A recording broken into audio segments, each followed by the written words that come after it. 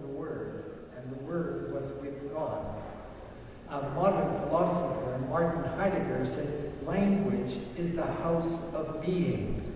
God is present as we communicate with one another our affections, our concerns, our enthusiasms, our hopes, our dreams. Language is profoundly important to us as persons who follow Jesus. Language gives us an opportunity to discover insight and encouragement. Now, I have been thinking this week about some of the fun things that go on at this church. I can think of Gordy's, which has been here for a long time, and in many ways, Gordy's is a small version of church. It's the gathering of a community, and they gather around poetry expressed as music, and that poetry expressed as music offers people who gather together a chance to be inspired, maybe to be encouraged, and at the very least, to have a very nice piece of dessert when you're not listening to the music. Gordy's is a fun place. Gordy's is a fine example of what the modern church might look like. Rather than high and holy rituals where everybody has to be quiet and poised, we think of the modern church as being less formal, more communicative, more celebratory, more filled with joy. Another thing that I've enjoyed in the last while has been a group called the Woolies. This is a gathering of persons who sit in the lounge and they knit, click, click, click, click, click. And as they click, click, click, things grow from their needles. But not only does the knitting happen, but listening outside the door, you hear conversation. And it's conversation between persons who are becoming friends. And it's not just persons from the church, it's persons from the neighborhood. And that's been part of our vision. We have wanted to expand ourselves so that we are not all about, hey, how do we get you to come to church? But how do we get you to come to the church? To enjoy your experience as a person in the company of other persons. Now the theme this week is joy, and I had a joyful experience on Wednesday afternoon. Somebody who we've met through Gordy's, his name is Grant, came and held a workshop for us. And that workshop was about learning how to play musical instruments together in harmony. And what I thought of, and I talked to Grant about this, and he didn't agree wholeheartedly, but he sort of agreed. I said, Grant, you're a little bit like an apostle, aren't you?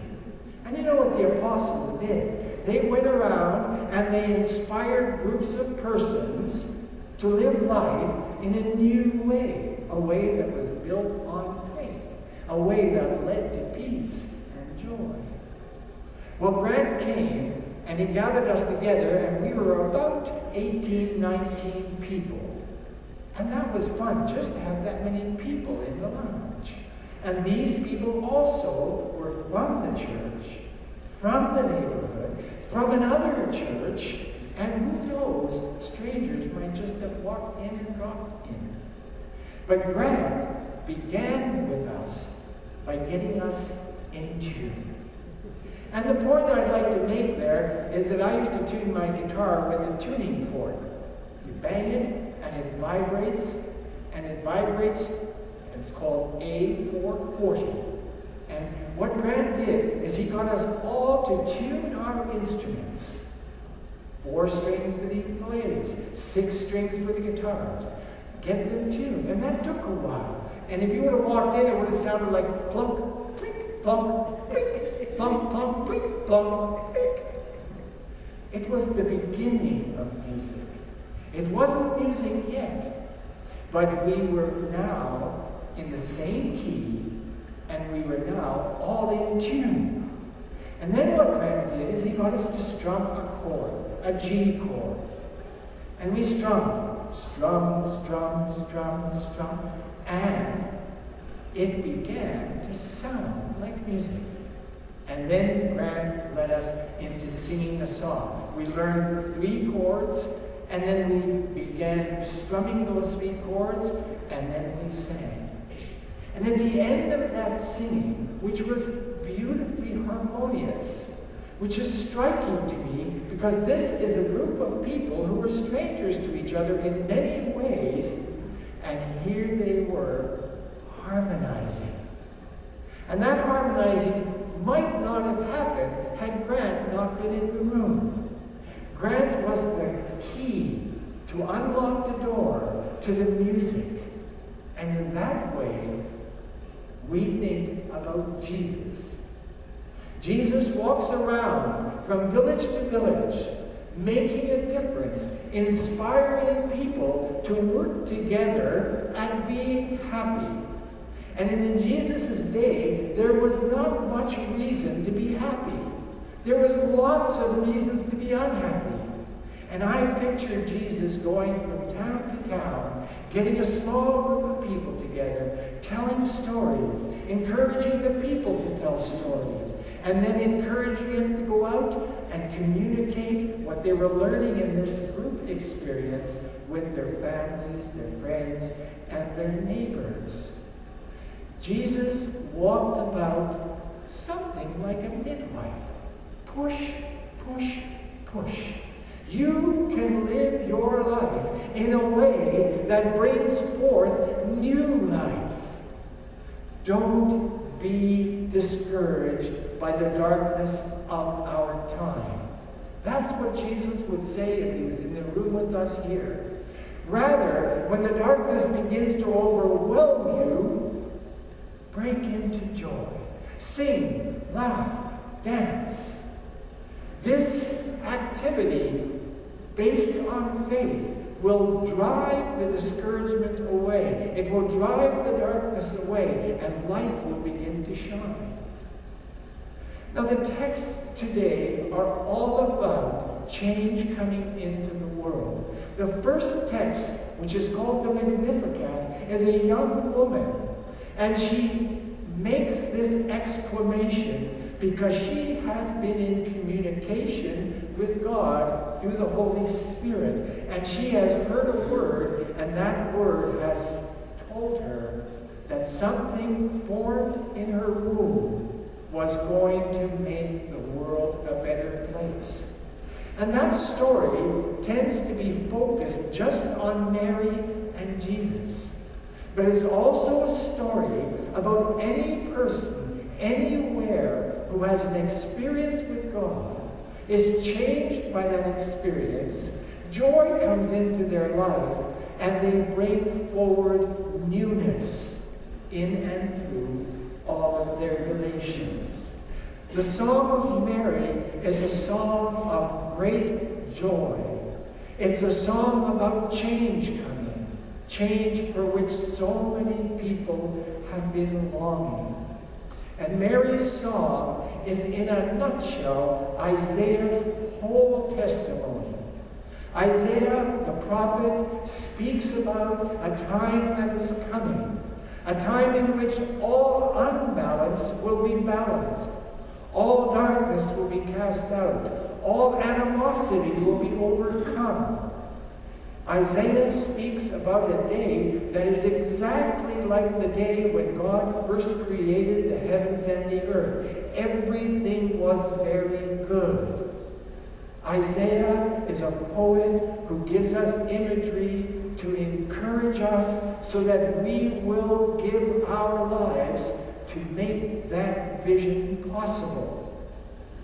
Now, up until this point of time in Canada, many of us have been giving our lives to make other visions come true. Now we are in a time when what the Spirit is doing is calling people, one here, one there, one over there, and drawing them into the light of God and allowing that light to take root and to shine and make a difference in the world. James speaks about the change that is coming. But it doesn't come automatically. It does not come by God pulling strings. It comes by God inspiring people to live their lives in a new way. And what James says is part of that new way is to cooperate with one another, to work together to do good. And that is the only purpose for the formation of the church. Jesus gathers people to his name and sends them out in his name so that the love of God he has inside of himself may be communicated to us and we may communicate it to others. Life can be hard. Joy can overcome that hardship. Each of you will be able to recall times when life seemed to be going in a wrong way. And you may remember that coming to church, singing hymns, singing songs of praise, lifts your spirit. So I am suggesting that as Christmas comes, many people are overwhelmed by all the expectations that society puts on us in this season. I am hoping that the focus for you will not be on all the stuff, but the focus will be on what is going on at the very heart of Christmas. A child is born. A child who will make a difference in the world. A child who will bring God's love into visible expression. We were all children once. Now we're grown up. Let's let the light of God shine in our hearts to overcome our adversity and to enable us to help others to overcome their adversity. The joy of the Lord is my strength. If you want joy, you must sing for it. You must shout for it. You must dance for it. Be a happy people, not pretending that the world isn't dark, but be a happy people, shining your light of happiness, of joy, and casting out the darkness all around you. May God make it so.